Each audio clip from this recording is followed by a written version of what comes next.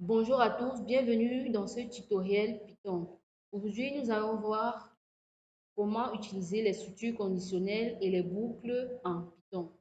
Pour cela, nous avons prévu un cours PowerPoint pour expliquer déjà ce qu'il est question, de quoi il est question, pardon, quand on parle des boucles et des structures conditionnelles. Par la suite, nous allons passer à l'application dans notre environnement de travail Jupyter. Pour cela, commençons par notre PowerPoint.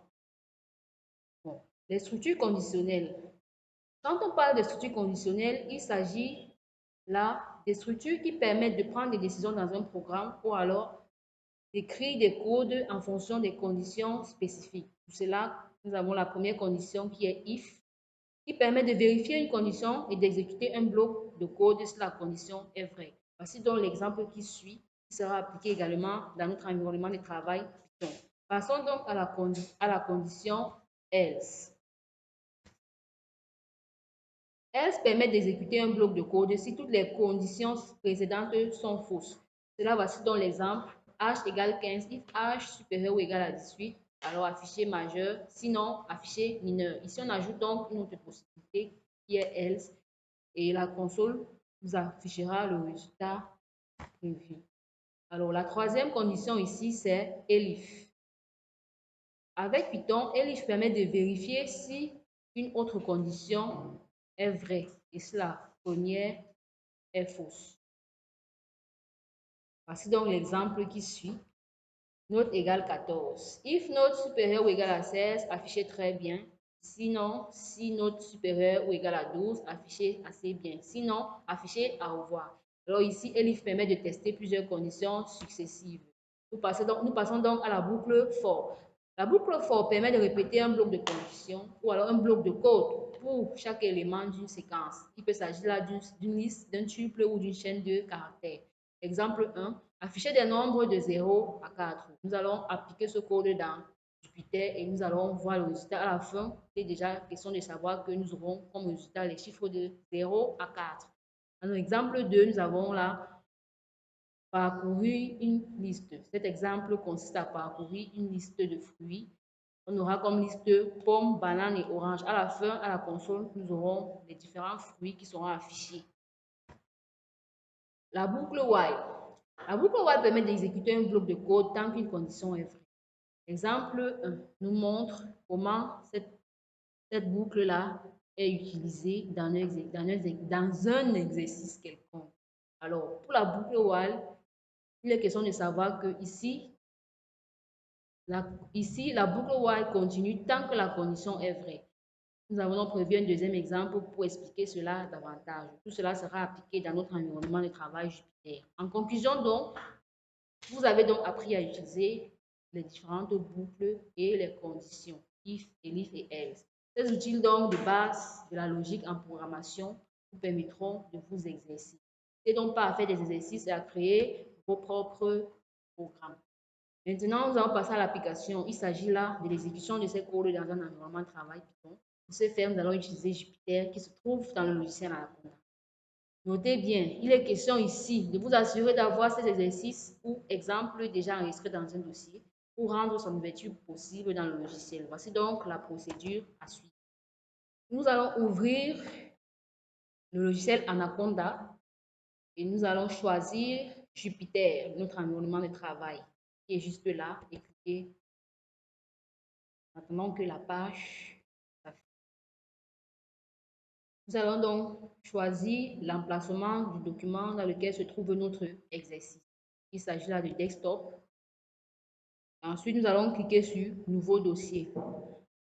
Ensuite, sur TP Programmation, nous allons choisir le deuxième élément qui a pour titre les structures conditionnelles en Python. Nos différents exercices déjà apprêtés vont s'afficher. Nous allons passer à l'explication.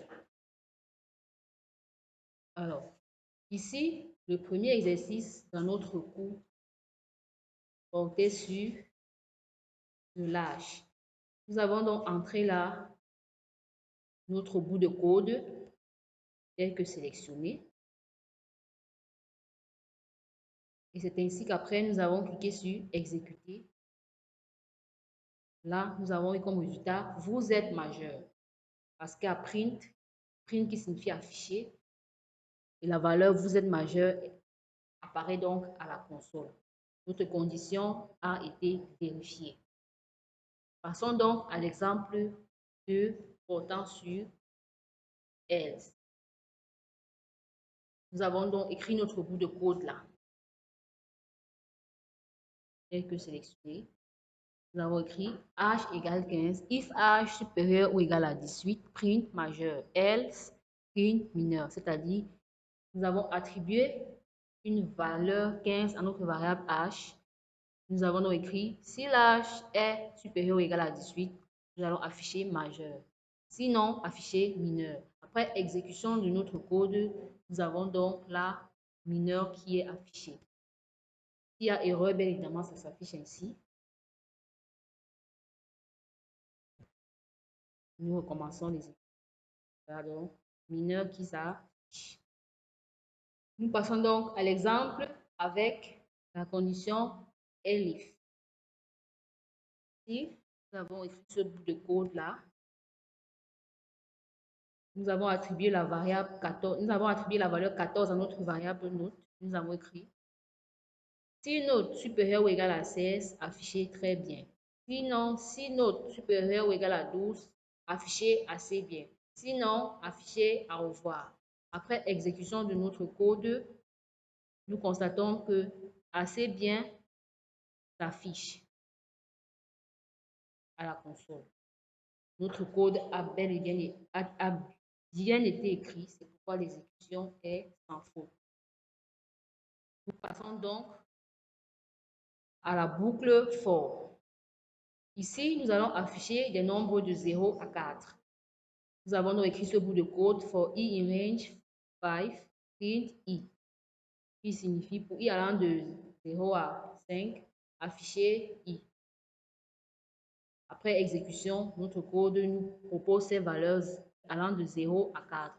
Notez que 5 ne s'affiche pas ici parce que 5 est considéré comme une valeur exclusive. Donc, on considère uniquement les valeurs allant de 0 à 4.